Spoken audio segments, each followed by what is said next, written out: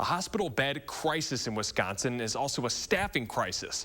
The Wisconsin Hospital Association says the rates of medical staff leaving the profession began after last year's fall surge. And as we face our next surge, those departures are taking their toll. Naomi Coles reports. Just a few blocks away from the hospital, downtown Monroe bustles on. There we meet Dan Wegmiller. Fourth generation, born and raised here in Monroe. He got off easy in a trip to Monroe Hospital's ER for stitches a couple months back when he hurt himself doing farm work. And yeah, I sat in the waiting room for 45 minutes to an hour because the rooms were busy, the rooms were tied up.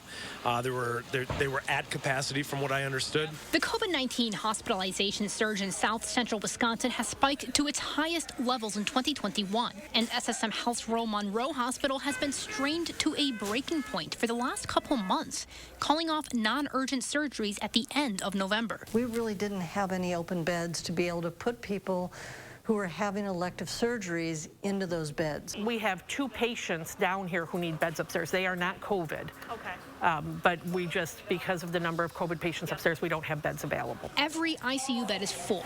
On Wednesday, all of them were COVID patients. In one 19-bed inpatient wing dedicated to COVID, only one room was briefly open. But juggling the bed shortage with other hospitals too full to take more, that's just part of why hospitals are overwhelmed. The other issue, there's not enough staff. Our census right now in our medical surgical area is about 50% higher than we're staffed to manage, yet there are no more staff.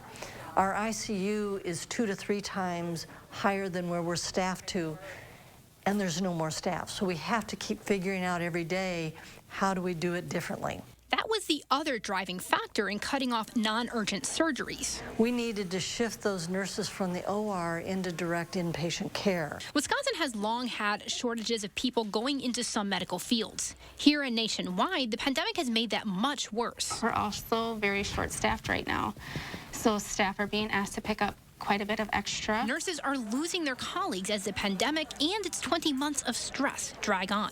Sometimes quitting the business entirely, other times, commonly right now, to other similar fields paying a lot more, particularly nurse traveling agencies. Some of the travel agencies are offering dollars that we just can't match. We've lost a handful of people, honestly. I mean, I think people are getting burnt out and they're looking for less stressful work. It's hard to see people go, especially, you know, when you develop relationships with them and friendships. When one person leaves at a hospital this size, that gap might stay open a lot longer than in a larger city, hospital president Jane Curran-Malley says. We're in a small community, so if a staff member leaves, there's just not someone ready in the community to potentially pick it up. And while many of their patients understand the strain, a lot of people are very grateful that we're here. It doesn't help when some simply don't. But there are those patients who have been so incredibly rude, disrespectful, things you would not expect to see. That's a turn from early on in the pandemic when healthcare workers were the heroes. We also have people who really are suspicious, don't feel like the medical profession is, upright. I ask everyone the same question.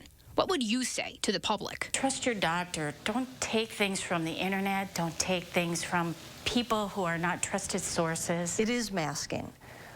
It is getting the vaccine, and it is social distancing. This is 100% real. This is not fake. These numbers are not fake. And when I left, I asked Dan to send them a message. Yeah, thank you. Thanks for sticking with it. Thanks for being on the front line.